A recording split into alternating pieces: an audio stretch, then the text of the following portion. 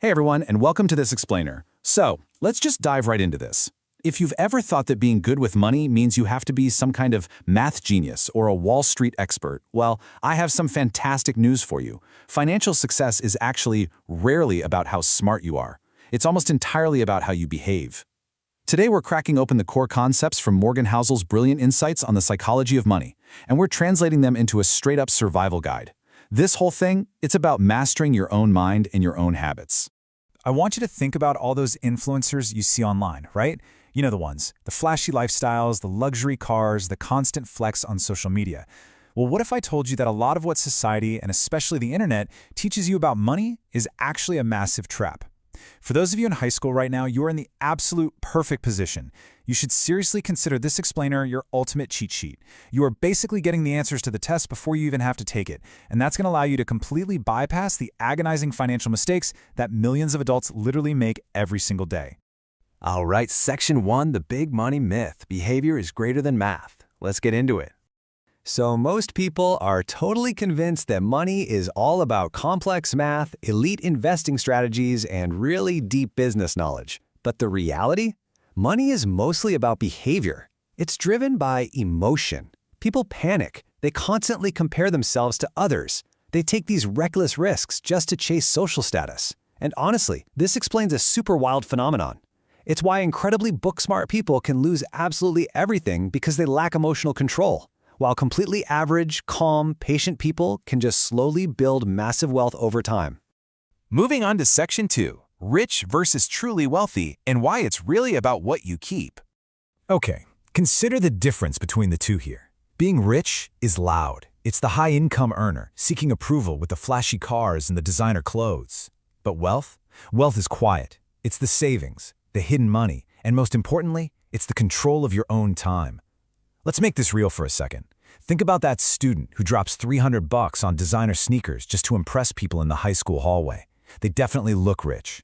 But now, contrast that with the student working a part-time job, wearing regular shoes, who just quietly saves that exact same money. Eventually, they go out and buy their first car. And you know what that car gives them? Actual, physical freedom. They don't just look rich, they are genuinely building wealth. And the crucial point really comes down to this.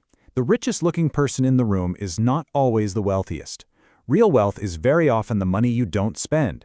It's the luxury car that you didn't purchase. It's the expensive watch you didn't buy.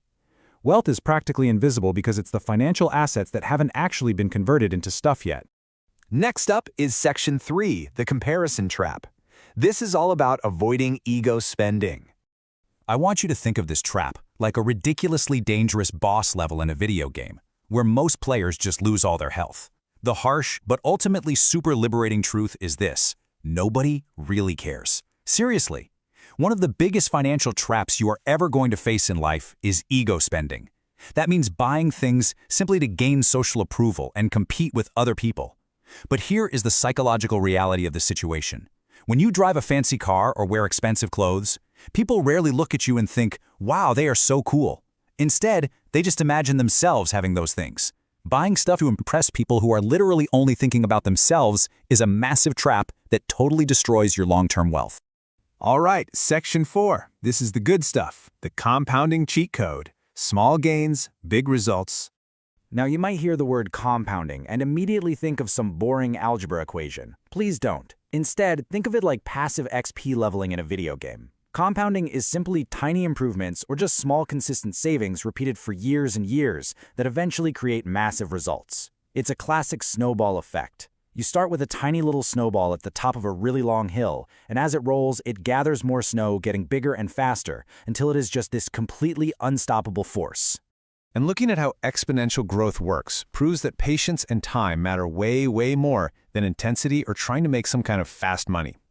In year 1, it looks like literally nothing is happening. Year 10, okay, you see a little bit of progress. But by year 40, the growth completely explodes. The people who win financially aren't usually the ones who took huge, crazy gambles. They are simply the ones who just stayed in the game the longest. Time is without a doubt the most powerful force in wealth building. $1 million. It seems like a totally impossible number, right? No way. But because of the compounding cheat code we just talked about, this isn't just something for CEOs. By saving just a tiny fraction of your paycheck, doing it consistently, and starting as early as possible, that small amount absolutely snowballs. It's not about making $1 million all at once, it's about making small, smart decisions that just naturally grow into this massive number over time. Which brings us to Section 5, 3 Wealth Habits. Consider this your personal survival kit. So, there are 3 very specific habits for building wealth. Number 1 is patience. This means understanding that real growth takes time and totally resisting the urge for instant gratification. Number 2 is consistency and discipline. It's all about saving that small amount every single month, no matter what happens. And number 3, which honestly might be the most important one, emotional control.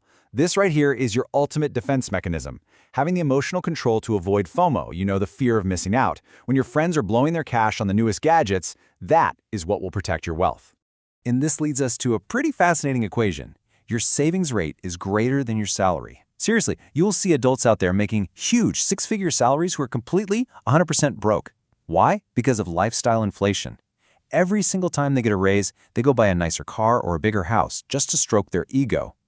Controlling your spending and keeping your expenses low is actually far more important to your financial success than earning a massive paycheck.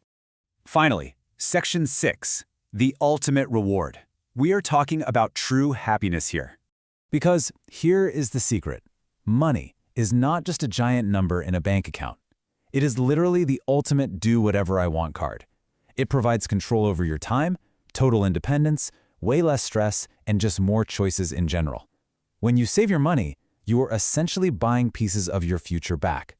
You are buying the ability to just up and leave a terrible job, or maybe take a lower-paying job that you actually love doing.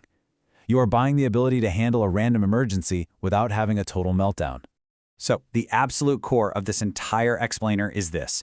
Real wealth is freedom. It's not status. It is definitely not luxury. It is simply the freedom to wake up every single morning and say, I can do whatever I want today. That is exactly what those quiet, patient people were building all along, while everyone else was just busy trying to look rich.